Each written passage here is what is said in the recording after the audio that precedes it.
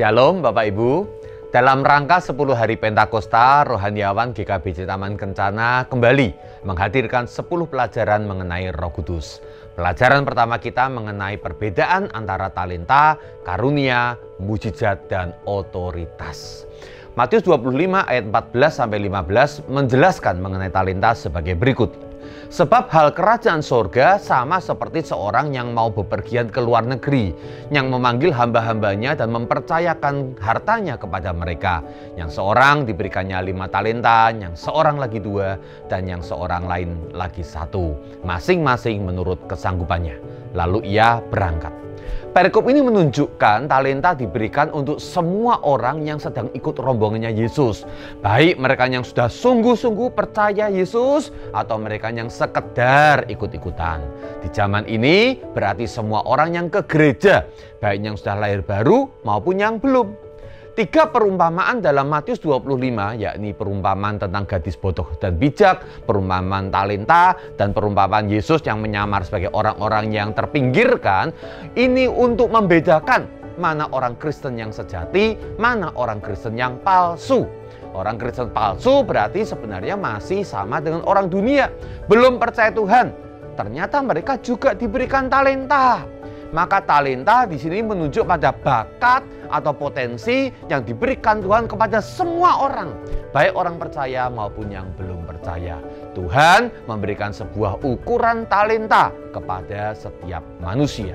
Talenta ini bisa dipersembahkan untuk Tuhan, ya bekerja dan diserahkan segala sesuatunya untuk sang tuan, sang majikan.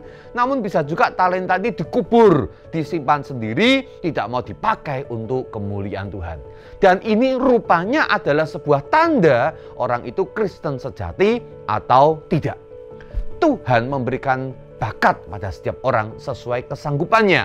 Namun memang banyak orang yang sedikit talentanya justru sulit menghargai akan dirinya. Akhirnya mereka tidak memberikan apa-apa buat Tuhan. Padahal sebenarnya Bapak Ibu, orang yang sedikit talenta berarti bisa lebih fokus kerjakan apa yang dia punya yang sedikit itu untuk kemuliaan Tuhan, dan hasilnya seringkali justru lebih besar. Bakat ini bisa dikubur, bisa juga aktual atau dinyatakan dikerjakan. Banyak orang sampai mati bakatnya masih terpendam. Bakat yang dilatih dengan baik akan menjadi keterampilan atau kemahiran atau sebuah ekspertis yang kita miliki. Hal kedua yang akan kita bahas adalah tentang karunia. Roma 12 ayat 6-8 berkata, demikianlah kita mempunyai karunia yang berlain-lainan menurut kasih karunia yang dianugerahkan kepada kita. Jika karunia itu untuk bernubuat, baiklah kita melakukannya sesuai dengan iman kita. Jika karunia untuk melayani, baiklah kita melayani. Jika karunia untuk mengajar, baiklah kita mengajar. Jika karunia untuk menasihati, baiklah kita menasihati. Siapa yang membagi-bagikan sesuatu, hendaklah ia melakukannya dengan hati yang ikhlas. Siapa yang memberi pimpinan, hendaklah ia melakukannya dengan rajin. Siapa yang menunjukkan kemurahan, hendaklah ia melakukannya dengan sukacita. Bagian berikut adalah pada 1 Korintus 12 ayat 7 dan ayat yang ke-11 dikatakan, tetapi kepada tiap-tiap orang dikaruniakan pernyataan roh untuk kepentingan bersama. Tetapi semuanya ini dikerjakan oleh roh yang satu dan yang sama, yang memberikan karunia kepada tiap-tiap orang secara khusus seperti yang dikehendakinya. Karunia disebut sebagai pernyataan roh atau manifestasi roh. Ayat 7 dari 1 Korintus 12. Berarti ketika Roh Kudus itu ada dalam diri orang percaya, maka ia menunjukkan keberadaannya dengan memakai kita menjadi senjata Allah. Roma 6 ayat 13. Artinya Anda dan saya ini sebenarnya adalah the weapons of God.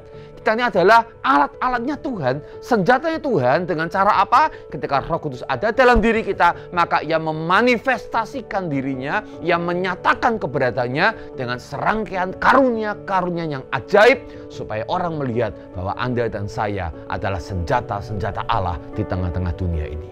Saudara, berarti karunia ini hanya untuk orang yang percaya, yang sudah lahir baru. Diberikan untuk semua orang yang percaya untuk kepentingan bersama. Diberikan kuasa menjadi saksi, empowering berarti, dan membangun tubuh Kristus atau edifying. tak ada sama sekali penggunaan karunia yang dipakai untuk kepentingan diri sendiri. Ada beberapa petunjuk bagi penggunaan karunia sesuai Roma pasal yang ke-12 tadi. Jika karunia untuk sesuatu, baiklah kita melakukannya dengan cara sesuatu. Artinya karunia itu perlu dipraktekkan, harus dimanifestasikan. Ya, dan yang memiliki harus melakukan sesuatu dengan karunia ini. Dilakukan dengan cara apa? Sesuai dengan iman. Dengan apa? Dengan hati yang ikhlas. Dengan apa? Dengan rajin. Dengan apa? Dengan sukacita. Saudara, karunia ini melekat bukan pada seseorang ya. Ya, kalau orang punya karunia penyembuhan lalu kemudian menyembuhkan terus gitu ya. Enggak selalu, saudara-saudara. Namun seringkali terikat dengan kebutuhan pelayanan yang dihadapi. Ya, pada seseorang untuk sebuah kebutuhan situasi tertentu bisa dipakai dengan cara luar biasa untuk menyembuhkan dalam jangka waktu yang panjang. Satu kali bisa berhenti saudara-saudara dan muncul karunia dalam bentuk yang lain. Kalau Anda bandingkan dengan 1 Korintus 1 ayat yang ke-22, saudara-saudara, maka Anda akan mendapatkan bahwa sebuah situasi orang Yahudi yang mencari akan tanda mujizat dan orang-orang yang Yunani mencari akan hikmat, dan kemudian karunia Allah dipakai untuk mempermalukan orang-orang yang cari-cari mujizat dan yang cari-cari akan hikmat. Artinya orang yang memiliki karunia Allah akan dipakai dengan luar biasa oleh Allah untuk menunjukkan bagaimana Tuhan memakai Anda dan saya untuk boleh menjadi alat bagi Tuhan. Kita ini the weapons of God.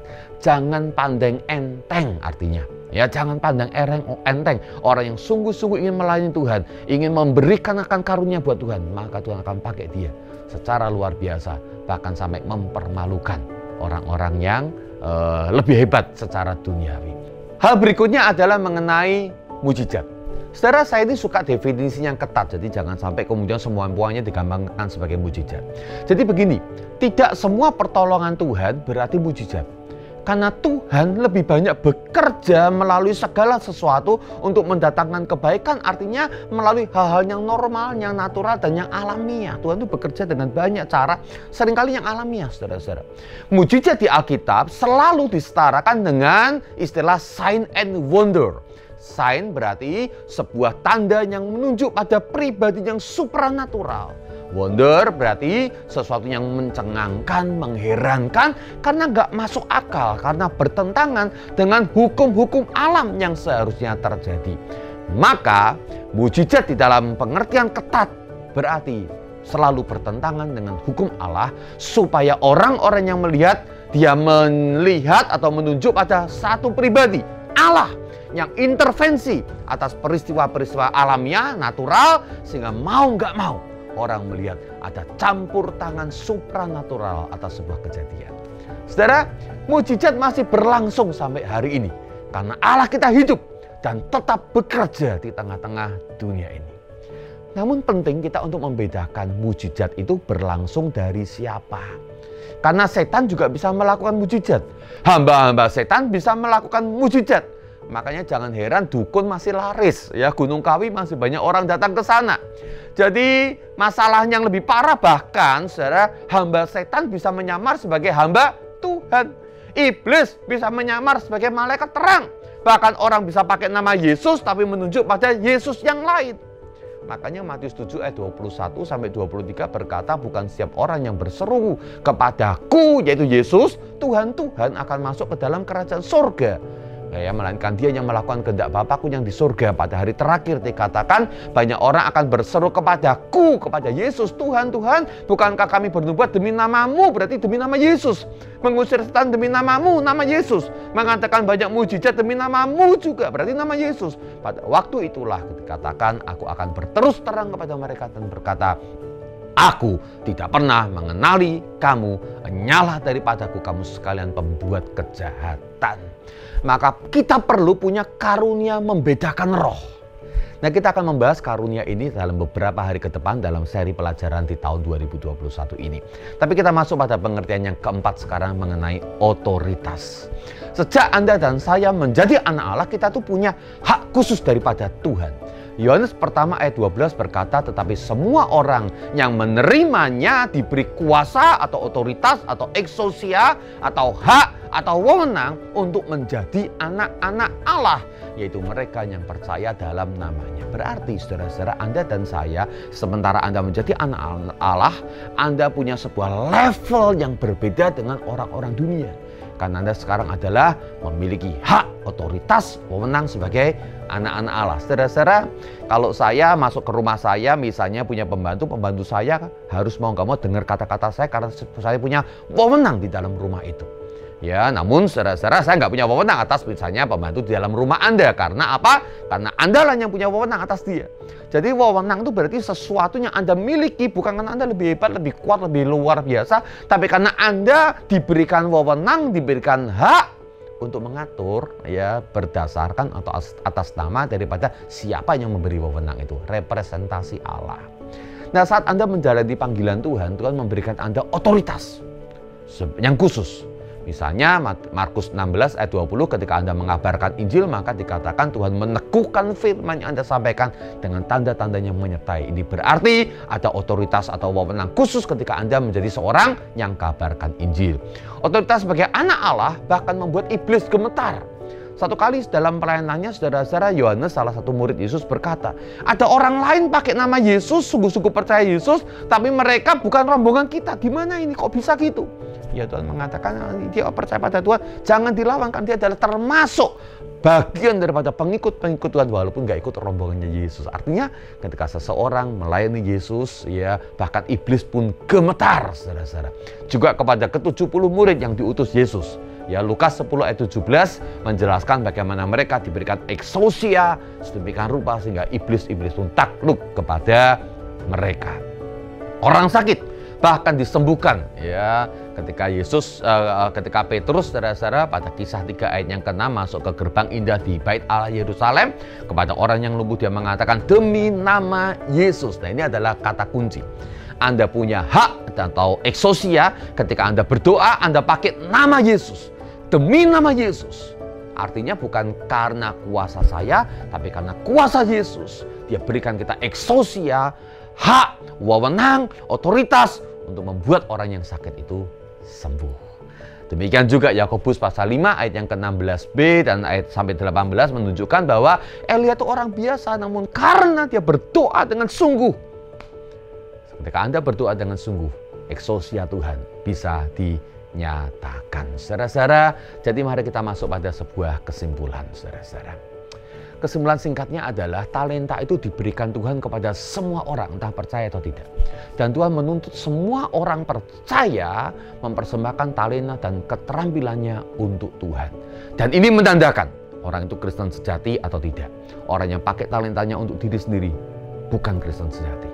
Orang yang sungguh-sungguh Kristen sejati mau nggak mau ada sebuah dorongan untuk memakai potensinya yang alamiah, ya, ada dalam dirinya dan kemudian dilatih dalam sebuah keterampilan khusus untuk Tuhan. Yang kedua, karunia roh bersifat supranatural.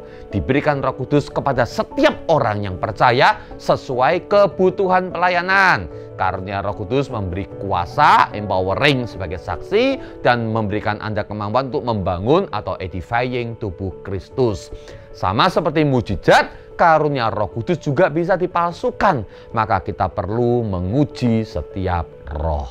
Mujizat berarti sesuatu yang dari Tuhan selalu bersifat supranatural, mencengangkan, sehingga menunjukkan siapa Tuhan yang bekerja di balik segala peristiwa-peristiwa yang supranatural itu. Mujizat masih berlangsung sampai hari ini. Namun ingat, pertolongan Tuhan biasanya berlangsung sesuai dengan hukum-hukum alam. Ya, Anda perlu hikmat, Anda perlu keterampilan, Anda perlu ke dokter kalau sakit, Anda perlu banyak hal yang natural. Tetapi Tuhan bisa bekerja secara menolong Anda baik secara natural pun juga dengan cara mujizat. Terakhir, tentang hak, wewenang, otoritas. Setiap Anda dan saya diberikan wewenang sebagai anak-anak Allah. Ada otoritas yang Anda pegang sebagai anak-anak Allah. Ketika Anda bergerak di dalam nama Yesus, maka Anda secara akan membuat orang-orang dunia mengakui siapa Bapa Anda di surga. Saudara, bersukacitalah dengan segala apa yang diberikan Tuhan, bakat, karunia, mujizat kadang-kadang, bahkan juga otoritas yang kita miliki. Dan biar kiranya selama 10 hari ini kita akan mendalami lebih banyak supaya mengerti apa yang menjadi hak kita sebagai anak-anak Tuhan dan hamba-hamba Allah di tengah-tengah dunia ini. Tuhan memberkati.